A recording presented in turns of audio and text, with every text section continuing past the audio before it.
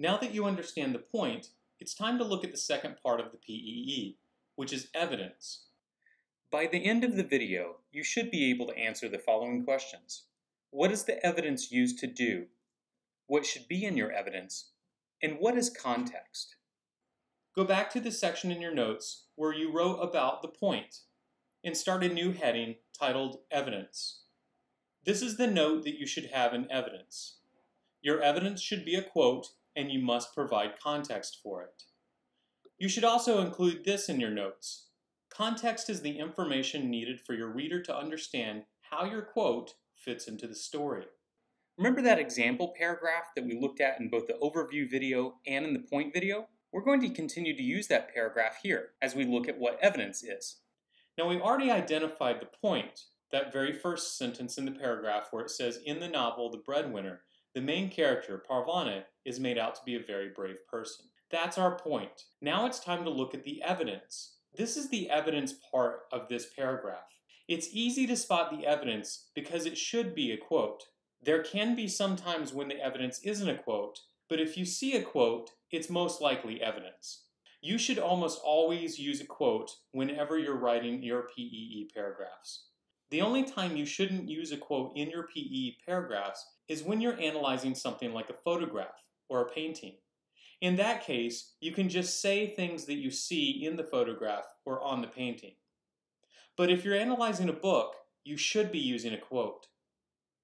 Let's take a look at this quote by itself and see what goes inside of it. You can see the evidence reads, when Parvana goes to find father in the prison, she gets very scared, but she says to herself, Malali wouldn't be afraid, Parvana knew. Malali would form an army and lead it in a storming of the prison. In this piece of evidence, we can see that there is a context. In other words, the person writing this PEE provided us enough information to understand when this quote happens in the book. This quote happens when Parvana goes to find father in prison. They then included the quote itself, making sure to use correct punctuation and capitalization. Notice the way that they use the comma just before the quotation mark. And notice at the end of the quotation how the full stop is on the inside of the quotation marks. That's correct punctuation around a quotation. Let's look at another example. In Harry Potter, who is the main bad guy or antagonist? And we have this as the point that we already wrote. In the book Harry Potter by J.K. Rowling, the main bad guy or antagonist is Voldemort. And here would be a good piece of evidence that we could use in order to support this point. The evidence reads, in the book there is a prophecy by a character named Sybil Trelawney that says, the one with the power to vanquish the Dark Lord approaches. In this piece of evidence, you can see that the writer has provided enough context for us to be able to understand the quote, and they provided the quote itself. That makes for good evidence. Let's look at one more example. This question reads, what is the source of Luke Skywalker's ability in Star Wars?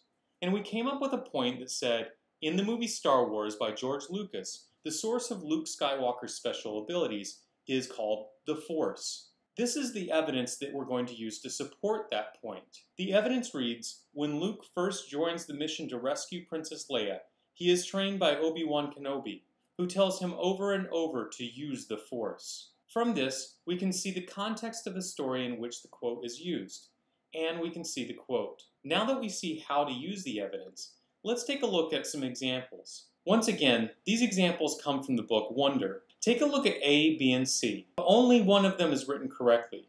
Which one of these is a good example of correctly written evidence?